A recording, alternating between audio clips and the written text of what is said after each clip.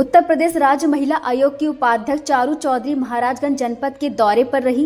Collectorate में पीड़ित महिलाओं के साथ जनसुनवाई के दौरान महिलाओं के द्वारा 30 से ज्यादा महिला उत्पीड़न के मामले मिलने पर राज्य महिला आयोग की उपाध्यक्ष चारू चौधरी ने जनपद के पुलिसिंग सिस्टम पर बड़ा सवाल खड़ा किया। उन्होंने बताया, महिला संबंधित अपराध थानों पर पहुंचने के बाद भी पुलिस के द्वारा कोई सुनवाई नहीं की जा रही, जो कहीं न कहीं महिला सुरक्षा पर भरोसा देने वाली पुलिस कार्यप्रणाली पर सवाल खड़ा कर रही है। महिला सुरक्षा में फेल पुलिस के खिलाफ नाराजगी जताते हुए कार्रवाई की बात कही। चारू चौधरी ने परतावल ब्लॉक के एक सरकारी अस्पताल में पहुंचकर स्वास्थ्य व्यवस्थाओं का जायजा भी लिया, जिसमें उन्हें भारी कमियां देखने को मिली। मौजूद डॉक्टर के द्वारा मरीज को उनके पर्ची पर बाहर की दवाई लिखी जा रही थी। साथ ही साथ 30 बेड डिलीवरी आरक्षित बाद भी गर्भवती महिला एडमिट नहीं मिली। सरकारी अस्पताल में दावा किया गया उपलब्धता के बाद भी फार्मासिस्ट द्वारा बाहर से दवा लेने की बात कही गई, जिस पर चारू चौधरी ने स्वास्थ्य कर्मियों समेत मुख्य चिकित्सा अधिकारी को जमकर फटकार लगाई। सरकारी अस्पताल में मौजूद स्वास्थ्य कर्मियों से कहा, तुम्हारा सीएमओ स्वास्थ्य विभाग के इस बड़े लापरवाही पर चारू चौधरी ने यूपी सरकार को एक लेटर लिखकर कार्रवाई करने की बात कही है। वहीं मामला आयोग के उपाध्यक्ष चारू चौधरी ने परतावल ब्लॉक के एक परिषदीय विद्यालय का भी निरीक्षण किया। मैम, आज आपका महाराज में विजिट था, तो आपने जन सुनवाई भी की है, किस तरह की समस्याएं आई हैं और क्या कुछ निर्देश आपके द्वारा दिया गया? देखिए, जन सुनवाई में मेरे पास करीब 35 केसेस थे और ज़्यादातर केसेस थे वो महिला उत्पीड़न, महिला हिंसा, घरेलू हिंसा, ये केसेस बहुत ज़्यादा थे।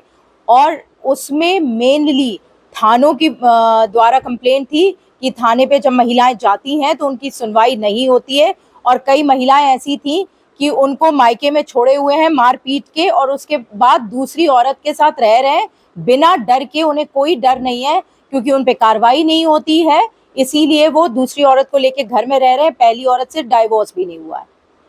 तो इस टाइप के मामले बहुत ज़्यादा थे, और बाकी और भी मामले थे जो कुछ बच्चों को लेके थे जिनका राशन में नाम नहीं था। कुछ ऐसे केसेस भी थे जो हॉस्पिटल से संबंधित थे। तो सबको संबंधित विभागों को मैंने दे दी एप्लीकेशन, और 7 डेज में मैं फीडबैक भी लेती हूँ कि किस में क्या क्या कार्रवाई हुई है। आपने विजिट किया, क्या कुछ कमी सरकारी अस्पताल में? मैंने आज एक सीएससी का विजिट किया था और एक प्राथमिक विद्यालय का भी किया था। जब हम सीएससी पहुंचे तो वहाँ पेशेंट्स तो बहुत थे, लेकिन वहाँ पे जो केसेस थे, जैसे डिलीवरी के केसेस होते हैं, नॉर्मल और ऑपरेशन दोनों ही बहुत कम थे। 30 बेडेड हॉस्पिटल है, लेकिन ऑक्यूपेंसी आज सिर्फ 5 पेशेंट एडमिट थे। इसका मतलब कि वो रेफर कर देते हैं या तो जिला अस्पताल के लिए या बीआरडी के लिए।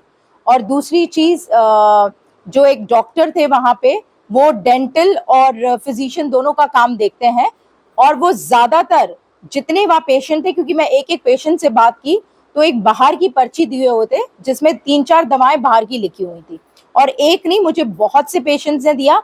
प्लस वहाँ के जो फार्मासिस्ट थे वो भी दवा होने के बावजूद वहाँ पे पेशेंट को बोला जा रहा था कि आप बाहर से ले लीजिए।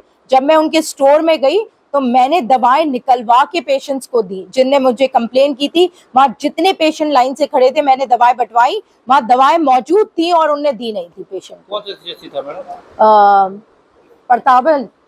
परतावल का सीएससी। मैम, आपने जो जन सुनवाई में आपने भी कहा कि महिलाओं से जुड़े काफी केसेस सुनने में, हाँ, लगता है कि यहाँ पे पुलिसिंग सिस्टम फेल रही है? हाँ, कहीं ना कहीं पुलिस की तरफ से ढिलाई है।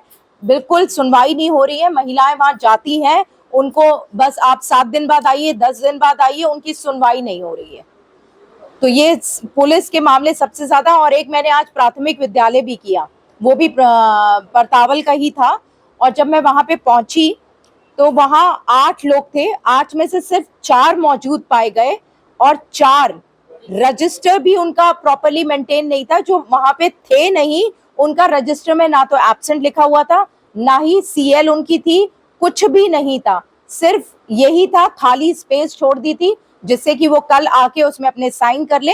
मैं सब में एब्सेंट भी मार्क करके आई हूँ, और मैंने बीएसए को भी दे दिया है कि आप नोटिस तुरंत भिजवाएं और उनकी आज की सैलरी कटेगी सबकी। सभी कमियों को आप सरकार को लिखेंगी पत्र? बिल्कुल बिल्कुल, हमारी तरफ से भी नोटिस जाएगा, और विभाग की तरफ से भी मैंने आज ऑलरेडी बोल दिया है दोनों विभागों को कि इनके ऊपर नोटिस तुरंत भेजा जाए।